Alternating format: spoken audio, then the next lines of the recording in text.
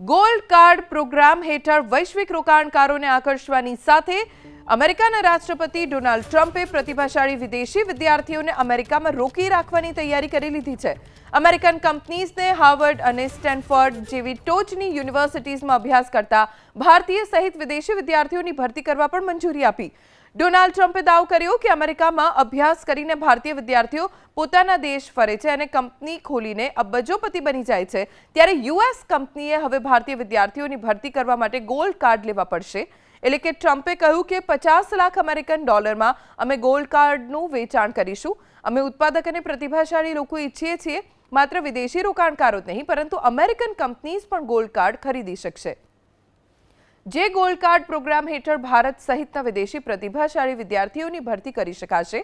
એ સાથે જ gold card પ્રોગ્રામનો લાભ મોટા પ્રમાણમાં ભારતીય વિદ્યાર્થીઓ અને રોકાણકારો લેશે. ગોલ્ડ કાર્ડનું વેચાણ 2 સપ્તાહમાં શરૂ થઈ શકે છે, જેનાથી લાખો ડોલરની આવક થશે. આ આવકથી અમેરિકાનું દેવું ઘટાડી શકવાની ડોનાલ્ડ ટ્રમ્પને આશા છે.